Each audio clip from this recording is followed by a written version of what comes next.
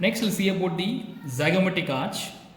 The zygomatic arch is a horizontal bony landmark between your temple and the cheek, and it is formed by temporal process of zygomatic bone and the zygomatic process of temporal bone. You can see zygomatic arch.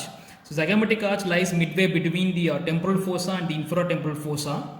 The zygomatic arch consists of two surfaces, an outer surface and the inner surface, and two border, upper border, lower border. The upper border is sharp, you can see the sharp upper border, and the lower border it is somewhat rounded.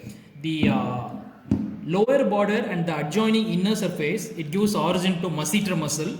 If you see the lower border, when the lower border is going backwards, and there we can see a tubercle that is called as tubercle of root of zygoma, and here it divides into two root, anterior root and then posterior root. So this is the anterior root of zygoma, and this is the posterior root of zygoma. The anterior root is running medially and the posterior root it runs posteriorly. This two roots enclose a depression, so this depression is called as articular part of mandar fossa.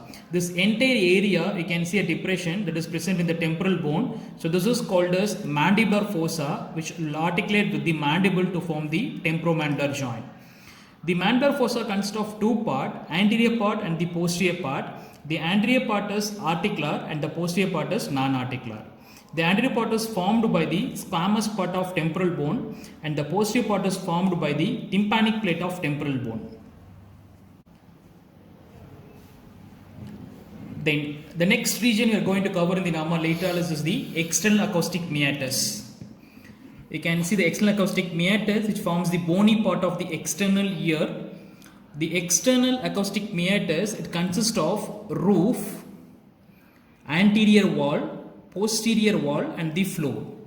The roof and the upper part of posterior wall, it is formed by the squamous part of temporal bone. The anterior wall, the floor and the lower part of posterior wall, it is formed by the tympanic plate of temporal bone. This is the tympanic plate of temporal bone. That is the formation of the external acoustic meatus. Just postero-superior to the external acoustic meatus, you can see a triangular region here. So this triangular region is called as suprameatal triangle. The suprameatal triangle, it is bounded superiorly by a crest, by an elevation. So this crest is called as supramastoid crest. You can see elevation over the mastoid process. This is called the supramastoid crest, and this is the posterior wall of the external acoustic meatus. Then you draw a tangent line to the posterior wall of the external acoustic meatus. Then you get a triangular area. So this triangular area is called the suprameatal triangle or McEwen's triangle. So suprameatal triangle, just deep to the suprameatal triangle, there is mastoid hair cell, mastoid antrum. Go for the stylomastoid region. You can see the mastoid process, a conical projection is a part of temporal bone. Then you can see a 2.5 centimeter slender process in front of mastoid process, that is called a styloid process. So this constitutes the stylomastoid region. Coming for mastoid process, it has got an outer surface. So the outer surface gives attachment to sternocleidomastoid, splenius capitis and longissimus capitis. So it is a conical projection seen just behind the external acoustic meatus, and it is seen only after the 2 years of age, because it is absent in the newborn skull because it is a traction epiphysis. This is due to the pull of sternocleidomastoid muscle. So the lateral surface gives attachment to these three muscles. And coming for medial surface, you can see two grooves. The lateral groove, you can see the lateral groove. The lateral groove is called as digastric groove. It gives attachment to posterior belly of digastric. Medial to that groove, you can see a smaller groove. So this groove gives or lodges the occipital artery. This is called as occipital groove. So these are the features in the mastoid process. Coming for styloid process, you can see a slender process in front and medial to the mastoid process called as styloid process, about 2.5 centimeter long normally. And styloid process gives attachment to 2 ligament and 3 muscle. So they are collectively called as styloid apparatus. Between the mastoid process and styloid process, we can see a foramen. So this foramen is called as stylomastoid foramen. The styloid process gives attachment to two ligaments already we told. They are named as stylohyoid ligament and stylomandibular ligament. And the styloid process gives attachment to muscles like styloglossus, stylopharyngeus and stylohyoid.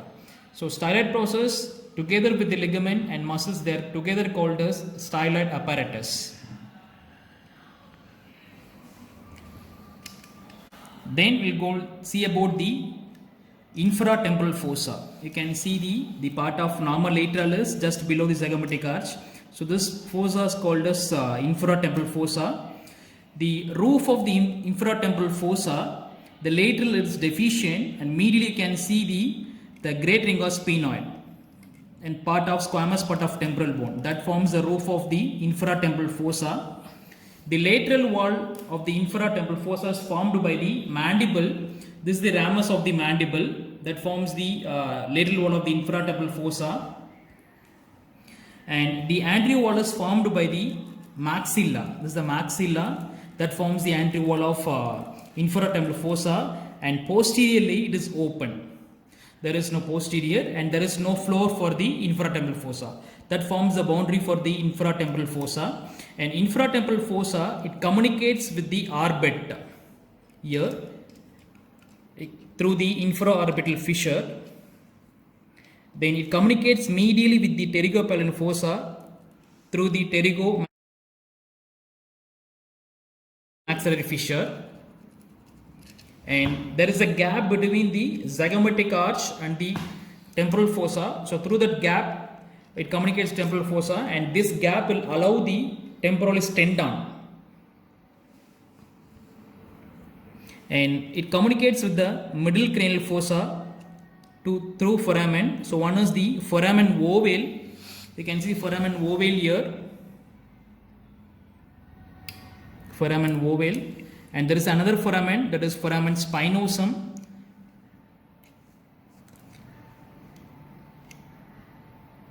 So through the foramen ovale and foramen spinosum, it communicates with the middle cranial fossa. This is about the infratemporal fossa. And here you can see the pterygomaxillary fissure, which contains the pterygopelvic fossa.